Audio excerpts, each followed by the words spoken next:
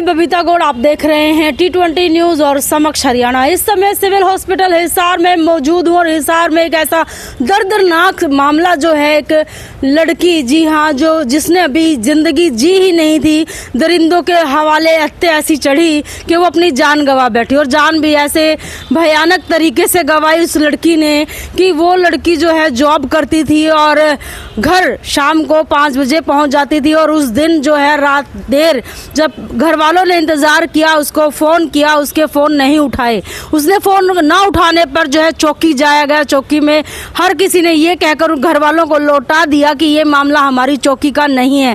देखिए कितनी ही निर्भया बनेगी यहाँ पर, कब होगा इंसाफ, कब लड़कियाँ खुले वातावरण में ले सकेंगी सांस। हर लड़की की यही मजबूरी है कि कपड़े ऐसे ना पहने, ऐसे ना चले, जॉब ना करे, घर से बाहर ना निकले। आज 2024 में भी लड़कियों की वही पुराने हालात और वही दरिंदे जो उंगलियां उठाते हैं लड़कियों पर, वो क्या कुछ नहीं कर जाते और खुले सरे आम घूमते हैं। ऐसे में अगर पुलिस प्रशासन के पास जाने पर भी अगर कार्रवाई नहीं होती तो कितनी शर्मिंदगी की बात है कि औरतें इस समाज में आज भी कहीं ना कहीं सर नहीं उठा पाती। तो फिलहाल मौजूदा प्रशासन इस पूरे मामले को, जो अभी हमारे चैनल के माध्यम से दिखाया जाएगा, उस पूरे मामले पर संज्ञान ले, क्योंकि जिस सुबह गुड़िया घर से नॉर्मली निकली थी खाना खा के, जैसे रूटीन होती है, हाँ वही ऐसे ही निकली थी, ऑफिस के लिए निकली थी। तो उसके बाद जैसे कि शाम को वो लेट हो गई, हाँ, तो आपने फोन किया उसको? हाँ जी। तो आपकी अच्छे से बातचीत हुई गुड़िया के साथ? नहीं। क्या मतलब घबराई हुई थी? हाँ, उसकी बात में घबराहट सी, बात में घबराहट थी उसकी। आपको लग रहा था कि वो ऑटो में है या कहीं और है? ये नहीं पता था ऑटो में है कि ऑटो में बैठा होता तो ट्रैफिक की आवाज आ रही थी, आवाज। हाँ। अच्छा। मम्मी मैं ऑटो में हूँ और मैं 10 मिनट में अभी पहुँचती हूँ, बस हर जल्दी में फ़ोन करा, काट दिया। फिर मेरे को कुछ जल्दी में फ़ोन करा ना, मेरे को कुछ शक पड़ा, घबराहट सी हो गई। कोई टेंशन? हाँ। फिर मैंने दोबारा से फ़ोन मिलाया भी पूछूं भी कहाँ तक आ गई, तो उसने वो फ़ोन भी नहीं मिला। उसके बाद स्विच ऑफ हो गया, घंटी नहीं गई उसको, घंटी नहीं गई उसके ऊपर। उसके बाद मिला ही नहीं। हाँ, स्विच ऑफ ही आता रहा है। रात को आप चौकी गए हो? चौकी गए, उन्होंने नहीं सुनाई करी। इधर 2 चौकियों में गए, किसी ने नहीं सुनाई करी रात को हमारी। रात को सुनाई करते तो मेरी बेटी मेरे पास होती आज, किसी ने नहीं सुनाई करी। सुबह भी दरखास्त दी तो किसी ने नहीं सुनाई करी मेरी बेटी की। हाँ। अब इस कंडीशन में, इन हालात में आपने अपनी बेटी को देखा है? नहीं देखा अभी तक मैंने, अभी तक मैंने अपनी बेटी की शक्ल नहीं देखी। 8 तारीख के बाद मैंने अपनी बेटी का चेहरा नहीं देखा। उनको ऐसी सजाई दी जाए, मौत, इतनी बदतर मौत दी जाए ना किसी की, बदतर मौत दी जाए उनको इतनी। पुलिस ने कार्रवाई नहीं करी तो उस पे आप कैसे रिएक्ट करोगे? मतलब पुलिस कुछ कार्रवाई नहीं करे, संभाल लेती पुलिस तो शायद आज गुड़िया जिंदा होती। हाँ जी, कार्रवाई करते तो। हाँ, आज मेरी गुड़िया मेरे पास होती, कार्रवाई अच्छी से कर लेते तो। अगर ये फुटेज, अगर ये खबर अगर पुलिस प्रशासन देख रहा है तो आप क्या कहोगे, क्या अपील करोगे उनके लिए, अपराधियों के लिए? मैं ये फील करूँगी उनको ऐसे ही मौत दी जाए ना,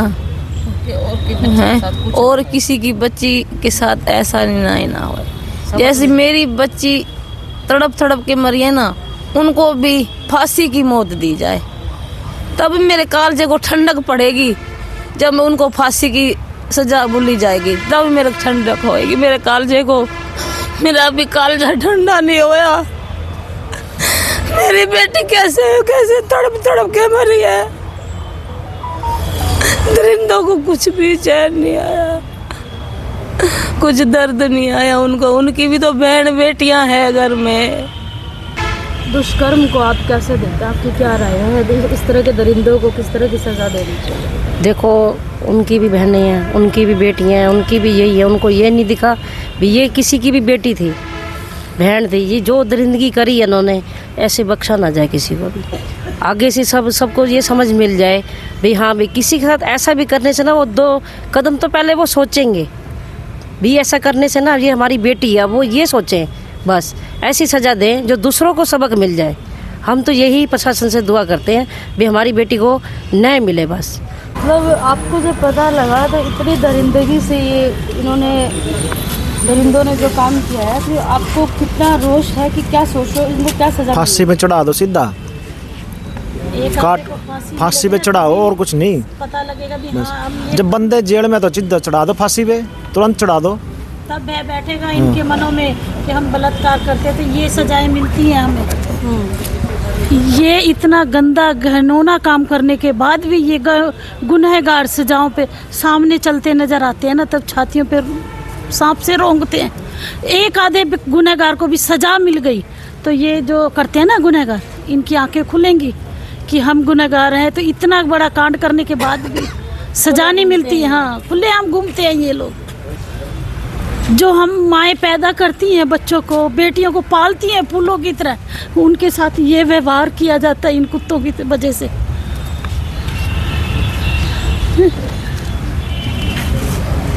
आप कुछ कह रहे थे? मेरी ये बहन की लड़की है। जैसे ही हमें पता लगा है तो हम ये इसीलिए ही यहाँ बैठे हैं कि इन लड़कों को फांसी की सजा हो।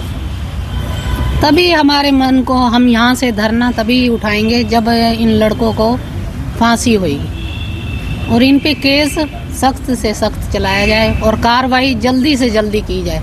हम रात के बैठे हुए हैं। इनकी माँ देखो रात से बैठी हुई है, हम भी इनके साथ ही हैं। हर तीसरे महीने, हर छठे महीने इसको ब्लड चढ़ता है। हर छठे महीने इसको ब्लड चढ़ता है और ये बीमार रहती है इतनी ज़्यादा। अभी भी इसका महीने हुआ है, इसका ऑपरेशन हुआ है, ऑपरेशन करवा के बैठी हुई है। कच्चे टांके हैं इसकी, किस हालात में बैठी है। अभी इनका बड़ा बेटा पीछे एक्सपायर हुआ था, 3-4 साल हो गए, वो बीमार थे। वो दुख हम भूले नहीं है भांजे का। अब ये नई चोट मारी हमें। हमें पता हम किस तरीके वहाँ से यहाँ पहुँचना हमारे लिए भारी हो गया। और ये तो माँ है, ये माँ है, कैसे बर्दाश्त करेगी इसको। नोटरी चौबल आ रहा था एक बार तो 10-15 मिनट बाद फ़ोन स्विच ऑफ हो गया। फिर तो मम्मी ने मेरे पास फ़ोन करा, मैं घर पर गया। उसके बाद फिर हम पुलिस ने हमने तहकीकात करी कहाँ पर। तो एक लड़की थी, उसकी फ्रेंड थी, तो उसने बताया कि एक परवीन उसका एक लड़का है, उसके साथ गई हुई है। तो फिर हमने तहकीकात करी, मिली नहीं हमें। तो फिर हम एक आज़ाद नगर पुलिस स्टेशन में गए तो उन्होंने बोला कि हाँ हमारे सिस्टर आपने लास्ट डे किस टाइम आपने देखा था? मैंने सुबह 9 बजे देखा था। सुबह 9 बजे? 8 तारीख को। 8 तारीख को सुबह 9 बजे देखा? सुबह 9। जॉब करते थे? जॉब करती है, प्राइवेट जॉब करती कितने से कितने बजे की जॉब करते थे? वो सुबह 10 बजे जाती थी। वैसे उस दिन जल्दी चली गई थी 9 बजे। अच्छा, और आते कब थे? 5 से 6 बजे के बीच में आ जाते थे। आते थे। अच्छा, तो उस दिन फ़ोन आया उनका आपके पास? उस दिन फ़ोन वो लेट आएंगी? ऐसा कुछ नहीं आया। मम्मी ने कॉल करा था वो भी 7 बजे। कि वेट करके? हाँ, वेट करके मम्मी ने कॉल करा था। मम्मी उस टाइम राशन लेने गए थे तो लेट हो गए थे, तो मम्मी आए थे 7 बजे के आसपास। अच्छा, उनको टेंशन हुई कि घर पे पहुंचनी है गुड़िया, तो उन्होंने कॉल किया गुड़िया को? हाँ जी। तो कॉल उठाया गुड़िया ने? हाँ, कॉल तो उसी टाइम उठा लिया। रिसीव किया? रिसीव कर लिया। रिसीव करके बातचीत हुई? क्या बातचीत हुई? तो गुड़िया ने बोला था कि मैं फ्रेंड की बर्थडे पार्टी में हूँ, 10 मिनट तक आ जाऊँगी, कैंप चौक पर हूँ मैं, ऑटो में 10 मिनट तक या 10 बजे तक? 10 मिनट तक बोला था। अच्छा, 10 मिनट तक आ रही हूँ। हाँ, 10 मिनट तक आ रही हूँ। कैंप चौक पर हूँ, ऑटो में हूँ। ठीक है। तो फिर हम आज़ाद नगर पुलिस स्टेशन में गए थे। उन्होंने कितने बोला बजे गए? हम गए थे यहाँ से लगभग 10 बजे के आसपास गए थे। 10 बजे? 10 बजे के आसपास। तो उन्होंने बोला कि हमारा यहाँ से कोई है नहीं, क्योंकि जो लड़की है जहाँ जॉब करती है। 7:15 के करीब आपकी मम्मी ने फ़ोन किया, 10 मिनट में आने का बोला। उसके बाद आपने 10 बजे तक वेट किया? 10 बजे वेट, हमें ढूंढा ना उसको कहाँ कॉल जब आपने दोबारा मिलाए वही 7:15 बजे के बाद से 10 मिनट, 7:30 बजे तक आ जाना चाहिए बच्चे को। 7:30 बजे तक वो आई नहीं। उसके बाद क्या प्रतिक्रिया थी? उसके बाद हमने उसे ढूंढा, जहाँ जॉब करती है वहाँ पे गए, जहाँ जो सा रास्ता है वहाँ से आती है वहाँ पर भी गए। ऑफिस में गए तो ऑफिस वालों ने क्या रिप्लाई करा? ऑफिस की में काम करती है लड़की, उससे बात करी थी। अच्छा। तो उसने बोला कि कोई सुमित नाम का लड़का है, पहले तो उसका फ़ोन आया था। एक अंजलि नाम की लड़की है, उसका फ़ोन आया था। तो इन अंजलि नाम की लड़की ने पहले बुलाया था कि सुमित नाम का लड़का है वहाँ पे। थोड़ा क्लोज कर लो। अच्छा, बुलाया उसने बुलाया वहाँ पर। तो उस बर्थडे पार्टी का नाम बोल कर ही बुलाया था। तो बर्थडे पार्टी थी नहीं ऐसी कुछ। तो बुला कर उन्होंने बोला कि यहाँ पर आ जाना PLA में। PLA का नाम बोला था। उसके बाद फिर हमें तो ये पता चला था, तहकीकात करी, फिर हम वहाँ पर गए थे आज़ाद नगर पुलिस स्टेशन। उन्होंने बोला कि हमारा एरिया पड़ता नहीं है, क्योंकि जो लड़की है वहाँ से गायब हुई अपनी डाबड़ा चौक से। उन्होंने बोला कि अर्बन स्टेट में जाओ आप। तो अर्बन स्टेट में गए थे। फिर हम अर्बन स्टेट वालों ने बोला कि पहले तो उन्होंने बोला कि हमारा एरिया पड़ता नहीं है। तो हमने बोला कि डाबड़ा चौक से ही गायब हुई है, तो एरिया तो यही पड़ेगा आपका। तो उन्होंने बोला कि हमारे पास तो अभी कोई एविडेंस ही नहीं है, प्रूफ ही नहीं है कि लड़की यहाँ आई भी थी कि नहीं आई थी, क्या पता घर से गायब हुई थी। तो उन्होंने बोला कि अभी हमारे पास कोई प्रूफ नहीं है, आप सुबह 10 बजे आना, हम जो है उसकी CCTV फुटेज है उसके आधार पर ही अपनी जो रिपोर्ट है वो फाइल दर्ज करेंगे। तो जो CCTV फुटेज थी वो मैंने ला के दी थी उन्हें। अच्छा, तो उन्होंने कुछ CCTV फुटेज भी ला के दी। जब आप थाने में गए तो उन्होंने कोई रिस्पांस, चौकी में गए रिस्पांस नहीं करा? उनका कुछ रिस्पांस ही नहीं था स्टार्टिंग वहाँ से मायूस होकर घर गए। हाँ जी। आपने खुद CCTV फुटेज खंगाली? फुटेज निकाली, फुटेज उनको दी। तब उन्होंने कंप्लेंट ली थी हमारी, फाइल दर्ज नहीं करी थी, खाली कंप्लेंट ली थी हमारी, लिखित में कंप्लेंट ली थी। तो फिर उन्होंने कुछ कार्रवाई भी नहीं की थी। जो 3 लड़कों के 2 लड़के और 1 लड़की है, उनका नाम भी दिया था, नंबर भी दिए थे और एड्रेस भी दिया था जिन पर आपको शक था। हाँ, तो उनके नाम जो एड्रेस था सब दे दिया था। जो पुलिस वाले उन्होंने, एक सोनिया जो चौकी इंचार्ज है, उन्होंने कुछ कार्रवाई करी नहीं। अगर वो उनके घर भी जा सकते थे, उनको पूछ सकते थे। बिल्कुल, एक जवान बच्चा गुम हो गया है, घर पे आया नहीं है, उसके पेरेंट्स अगर परेशान हैं और आप थाने में चौकी में जाते हैं और वो कार्रवाई नहीं करते हैं, ऑब्वियसली ये सरासर इसकी पुलिस वालों की लापरवाही करनी थी। अगर वो उसी टाइम रात को ही ये एक्शन उठा लेती कि लड़की आई नहीं है, लड़की टेंशन में, लड़की के घर वाले, उसी टाइम उन तीनों को उठा लेती, उन तीनों से पूछताछ करती, तो क्या पता मेरी लड़की आज वो जिंदा होती, आज हम यहाँ बैठे ही ना होते, आज हमारे साथ होती है। ये एक तो पुलिस वालों की लापरवाही है। हमें गुमराह के पता लगा कि गुड़िया की डेड बॉडी जो है नहर में या ये रात को 8 बजे की बाद की बात है। ये 9 तारीख की बात है। 9 तारीख को रात को 8 बजे की बात है। दोस्त है मेरा, उसने मेरे को 24 घंटे की बात की। उसमें मेरा दोस्त है, उसने मेरे को दैनिक भास्कर जो ऑनलाइन होती है उसकी फ़ोटो भेजी थी। उसमें आ रही थी, खबर आ रही थी, बाय फेस खबर आ रही थी। अच्छा, तो ऐसे आइडेंटिफाई किया। और ये खबर मैंने पुलिस वालों को दी थी। उनकी तरफ से कुछ खबर नहीं आई थी, उनको पता ही नहीं, उनको कुछ पता नहीं था। ये खबर भी मैंने नहीं दी थी। उनकी तरफ से कोई रात को हमारे घर नहीं आया, कोई हमसे पूछे नहीं आया, ना हमसे कोई पूछताछ करी कि आपकी लड़की है या नहीं है। वो भी हम सिविल हॉस्पिटल में खुद पूछताछ करने आए थे। खुद हमने यहाँ पर आकर अपनी लड़की का खुद अपनी लड़की को पहचाना था कि हाँ हमारी लड़की है। किस हालत में मिली आपको, किस कंडीशन में? उसकी हालत बहुत ही ख़राब थी। यहाँ पर नाखूनों के निशान थे, यहाँ से बाल खींचे हुए थे, बाल उखड़े हुए थे यहाँ से। यहाँ फेस पर निशान थे, पूरी तरह से घसीटा हुआ था यहाँ पर। यहाँ नाखूनों के निशान थे, नाखून टूटे हुए थे, पैर हाथों के नाखून टूटे हुए थे, हाथों पे यहाँ पर रगड़ के निशान थे, मांस फटा हुआ था यहाँ से, पूरी तरह मांस यहाँ से फटा हुआ था, पेट पर निशान थे इसके। तो अब आप मौजूदा सरकार से, पुलिस प्रशासन से किस तरह की मांग कर रहे हैं? हमारी यही अपील है कि जो भी गुनहगार हैं उन्हें सख्त से सख्त सज़ा दी जाए, और जो भी पुलिस अधिकारी थे जहां मौजूद थे उन्होंने जो कार्रवाई नहीं करी उनके ऊपर सख्त से सख्त जो कार्रवाई की जाए वो हमारे लिए बेहतर। और जो ये 3 जने हैं इन्हें पुलिस स्टेशन से बाहर ना आने दिया जाए, फांसी की सज़ा दी जाए, क्योंकि अगर ये बाहर आ गए तो हमारे लिए भी ख़तरा है, और आगे जो लड़कियाँ हैं क्या पता उनके साथ भी और कर सकती हैं। क्या ये आपके पड़ोसी थे? जो एक लड़की है वो हमारी पड़ोसी थी, बाकी जो पड़ोसी साथ काम भी करती थी गुड़िया? नहीं, काम नहीं करती थी वो। जो एक लड़का और लड़की है ना, जो वो मतलब दोनों का आपसी में था, रिलेशनशिप था दोनों का। मैम एक 20 साल की हमारी बहन थी और उसको किडनैप करके, उसका गैंग रेप करके और उसको हत्या करके सबूत खुर्द-बुर्द करने के लिए हिसार के आर्यनगर गांव के पास में माइनर में उसकी डेड बॉडी खाली नहर में डाल दी गई। मतलब ये पूरा मामला कब का है, वो घर पे कब दिखाई दी थी? थोड़ा शुरुआत से एक बार बता दीजिए कि कब देखा गया, कब लापता हुई और कैसे आप लोगों को पता लगा? बहन प्राइवेट कंपनी में नौकरी करती थी हिसार डाबड़ा चौक के पास। हर रोज़ 8 बजे ऑटो से आती थी और शाम को 6 बजे घर जाती थी।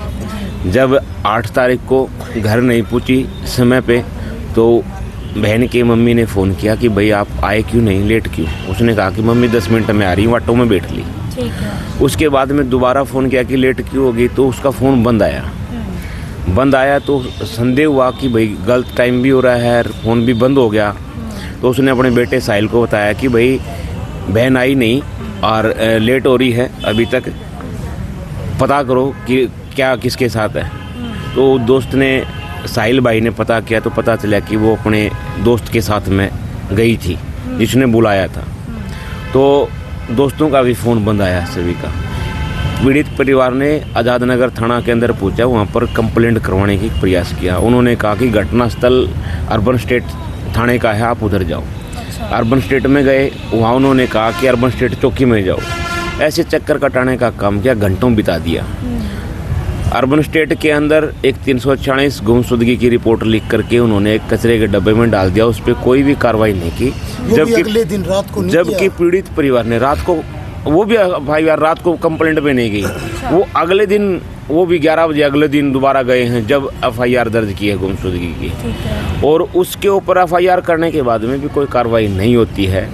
उसका खामियाजा पीड़ित परिवार भुगत रहा है कि रात को जब कंप्लेंट लेके गए थे, IO मैडम चौकी इंचार्ज अर्बन स्टेट का अगर संज्ञान लेते, क्योंकि पीड़ित परिवार को तो ये उनके दोस्तों को भी पता था कि इनके साथ में है। उन्होंने नाम से कंप्लेंट दी पुलिस को कि भाई आप इन लोगों के साथ में तहकीकात करो। पुलिस के पास में तमाम नाम पता होने के बाद में एड्रेस, क्योंकि जो एक लड़की साथ में थी वो पड़ोसी लड़की थी, पड़ोस की लड़की थी। जो लड़की की हत्या हुई उस पड़ोस की लड़की साथ में थी, उसके घर पे जाके तहकीकात कर लेते। जो 2 लड़के थे उनके नाम का, उनका एड्रेस पता था, वहाँ जाकर के तहकीकात कर, लेकिन पुलिस ने ऐसा नहीं किया। अगर ऐसा पुलिस करती तो वो चीज़ें हो जाती, वो चीज़ हो जाती, लेकिन पुलिस ने ऐसा नहीं किया। आज उसका हर्जाना ये पीड़ित परिवार भुगत रहा है। ऐसा पुलिस की गैर जिम्मेदाराना हरकत की वजह से बहन की हत्या हुई है, उसका गैंग रेप हुआ है। आपके चैनल के माध्यम से हिसार के SP साहब से भी प्रार्थना है कि इन जो गैर जिम्मेदाराना हरकत जिन लोगों ने, पुलिस के कर्मचारियों ने किया है, तुरंत प्रभाव से इनको सस्पेंड टर्मिनेट किया जाए। इन लोगों की वजह से हर घटना घटती है। गरीब के चेहरे देख करके, कपड़े देख करके लोग समझ जाते हैं कि गरीब हैं, उनकी कंप्लेंटों को डस्टबिन में डालने का काम करते हैं। त्वरित कार्रवाई नहीं होती। जिस तरीके से कि MLA MP का कुत्ता भैंस गायब होने की वजह से ये हर रोड बंद कर देते हैं, तुरंत प्रभाव से ढूंढ लेते हैं, वो कार्रवाई हमारे आदमियों पर भी नहीं होती, हमारी बहन बेटियों पर भी नहीं होती। इसका कोई जिम्मेवार है तो शासन प्रशासन हरियाणा सरकार है। अब मौत के बाद में भी हमने जो धाराएं याद करने के लिए आंदोलन करना पड़ा, धरना पर बैठना पड़ा। हमारी बहन को किडनैप हुआ, उसका गैंग रेप हुआ, उसकी हत्या हुई, उसके बावजूद, इतना सब होने के बावजूद भी वो 302 जैसी धाराएं, 376 जैसी धाराएं, 120B जैसी धाराएं, हमने आंदोलन करना पड़ा, धरनारत होना पड़ा। पीड़ित परिवार जिसकी बेटी की हत्या हुई है, रेप हुआ है, वो एक टाइप से उसके पैर कट गए। अगर हम उसको कहें कि आप दौड़ें तो वह दौड़ नहीं सकता। हर बार ऐसा होता है कि हमारी बहन बेटी की हत्या होती है, हमें हत्या जिसके परिवार से घर के सदस्य गया है उसको इधर धरने के ऊपर बिठा दिया जाता है, भूखे प्यासे को, कि आप आंदोलन करो, आंदोलन करो, आंदोलन करो। 10-10, 15-15 दिन तक इधर भूखे प्यासों को आंदोलन करना पड़ता है। ऊपर से पैर टूट गए, वो बिल्कुल टूट गया, ऊपर से 10 दिन इधर भूखे प्यासे मार देते हैं। उसका कोई जिम्मेवार है तो हिसार की खाकी वर्दी वाले जिम्मेवार हैं, क्योंकि एक गरीब और अमीर को ना बराबरी का न्याय नहीं देते ये लोग। अगर धरने पे बैठे हैं तो इसका जिम्मेवार हिसार का SP है, क्योंकि उनके कंप्लेंट के ऊपर समय रहते हुए कार्रवाई नहीं की, और उसका दंड ये कि हमारी बहन आज इस दुनिया के अंदर नहीं है। तो सही मायने में आज़ाद नगर थाने वाले को कसूरवार मान रहे हो आप, या फिर अर्बन स्टेट वाले कसूरवार मान रहे हो? अर्बन स्टेट के चौकी के सारे चौकी इंचार्ज IO मैडम दोषी है, उनके ऊपर वही कार्रवाई होनी चाहिए जो दोषियों, जो हत्यारों के साथ में हो रही है, उतने दोषी हैं वो लोग। अगर वो उस समय रहते, अगर 8:30 बजे कंप्लेंट पर कार्रवाई करते तो वो बहन की हत्या नहीं होती, ढूंढे जा सकते थे। उनका एड्रेस भी रहा था, मोबाइल नंबर भी रहा था, ट्रेस पुलिस के पास से वो साथ में पताल से भी निकाल लें खोद करके, सारे वो चीज़ें होती हैं। ऐसा नहीं हुआ, ये गलत बिल्कुल भी हम बर्दाश्त नहीं करेंगे। अब आज शासन प्रशासन से डीएसपी सुनील एसएचओ दलबीर पुनिया जी आए थे। उन्होंने कहा कि भाई पीड़ित परिवार जो भी कहेगा हम करने को तैयार हैं, बयान लिख के दो। हमने बयान लिख के लिए, उस बयान के तहत उसके ऊपर एफआईआर दर्ज हुई है। पीड़ित परिवार ने डॉक्टरों के बोर्ड के साथ वीडियोग्राफी के साथ में पोस्टमार्टम के लिए हामी भरी, पोस्टमार्टम किया जा रहा है और हमने डेड बॉडी को देखा तो देखने से डेड बॉडी तो नहर में मिली है, माइनर में जाकर के आर्य नगर में। अगर पानी में डूब की मरती तो पानी तो होता ना पेट में, तो वो तो बिल्कुल ऐसा कुछ नहीं है। बिल्कुल जैसे एक नॉर्मल बॉडी होती है उस तरीके से। उससे ये साबित होता है कि उसको मार के नहर में सबूत मिटाने के लिए डाला गया है। और उसके जख्म है, उसके चेहरे पर जो बाड़े नोच रखे हैं, चेहरे के ऊपर जो निशान हैं, तो वो सरेआम ये कहते हैं कि उसके साथ निर्दयता किया गया है, उसको कुत्तों की तरह नोचा गया है। उसके साथ बहुत ही परिवार को पहले पता था। बहन ने बताया कि भाई मेरे साथ जोर ज़बरदस्ती करता है, शादीशुदा लड़का है। लड़की ने उसका विरोध किया। विरोध करने का ये सज़ा मिलेगी क्या? इस देश में आज़ादी नहीं है बहन बेटी को। उस बहन ने विरोध किया तो उसने गुंडे बदमाश आदमी ने रंजिशन के अंदर हमारी बहन की हत्या कर दी।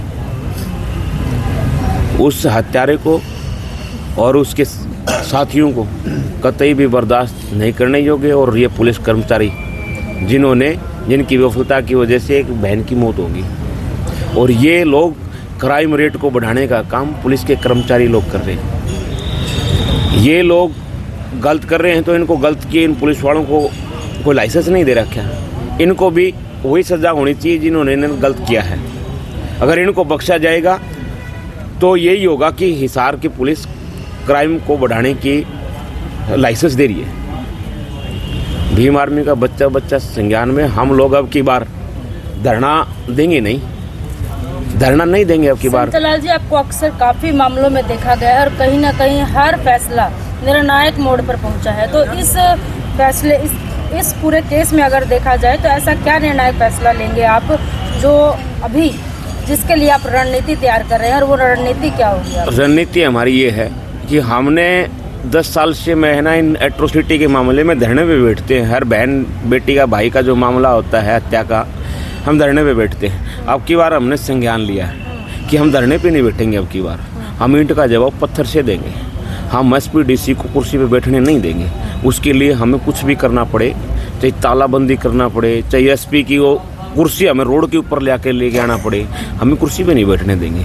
और न हम धरने पे बैठेंगे, हम वो हर्ष करेंगे पुलिस का। आप करवा चुके हैं बॉडी का, और अब अंतिम संस्कार की अगर मैं बात करूं तो उसको लेकर के क्या? देखिए, ये पीड़ित परिवार के साथ मिलकर के बातचीत की जाएगी। पीड़ित परिवार अगर हम जो मांगे रखें अगर वो पूरी होती है और वो सहमत होते हैं, दोषी जेल में जाते हैं, तो वो बाद का प्रोसेस है।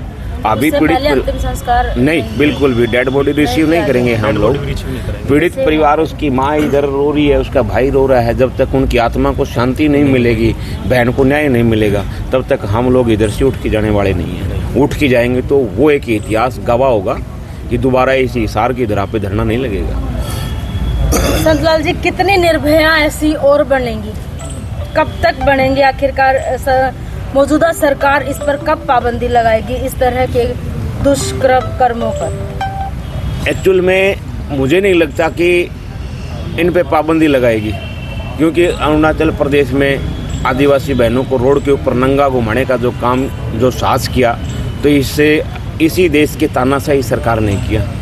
आज इस जैसी घटनाओं ने उन्हें अत्याचारी लोगों के हौसले बुलंद कर दिए कि इस देश में बहनों को नंगी घुमाने के बाद में भी किसी का कुछ नहीं होता है, वो ऐसे छोड़ दिया जाता है। तो बहनों के साथ में अत्याचार करने वाला कोई है तो वर्तमान की सरकारें हैं, वर्तमान के नेता है, वर्तमान का सिस्टम है। मैं तो ये कहता हूँ कि ये सिस्टम इन बहनों को सुरक्षा अगर इन सरकारों से, इन पुलिस से नहीं होती है, मैं तो कह रहा हूँ हर बहन का लाइसेंस बढ़ा दी जाए और उसको सक्षम कर दिया जाए, उसको सुरक्षा के इंतजाम कर दिए जाए। हर बहन सक्षम है अपनी सुरक्षा करने के अंदर, लेकिन ये लोग ऐसे नहीं करते हैं। पुलिस को सुरक्षा के इंतजाम किए जाते हैं, वो रक्षक भक्षक बने बैठे हैं। अगर रक्षक ही भक्षक बन जाएगा तो आम आदमी ये घटना घटती है तो वो जाएगा किसके पास? जब पुलिस के पास जाती हैं तो वो पैसों के अंदर पिछले दरवाजे से अपना अवध वसूली कर लेते हैं। हिसार के अंदर तो गवाह है, अभी अभी CIA के कपिल ने 17 लाख रुपए के साथ में गिरफ्तारी जेल के अंदर पड़ा है। और जो भी ऐसे पुलिस कर्मचारी ने कि इधर हाउसिंग बोर्ड में पहले आप सुना होगा कि गोली से मार दिया था, वो सोटा दिखा करके आज भी DSP कप्तान जैसे SHO जैसे इस 50 से भी ज़्यादा हिसार की जेलों के अंदर सड़ रहे हैं।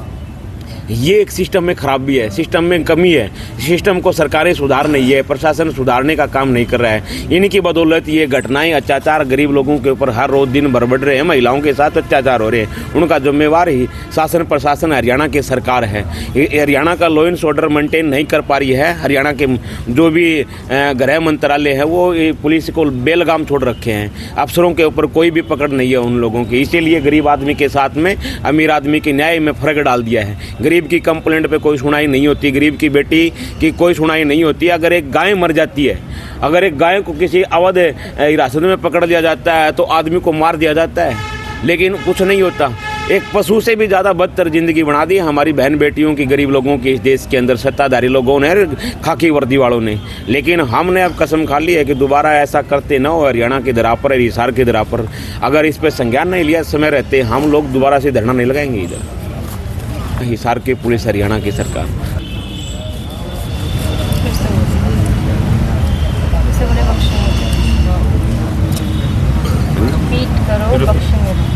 हम लोग, मैं होशो आवास के अंदर चंद्रशेखर आज़ाद का सिपाही, भीम आर्मी का, गरीब मजदूर किसान का बेटा, हम ये कहते हैं कि हिसार की पुलिस इस पे संज्ञान ले, हरियाणा सरकार संज्ञान ले। अगर संज्ञान नहीं लेता है तो हम बिल्कुल भी नहीं बख्शेंगे। ईंट का जवाब पत्थर से देंगे।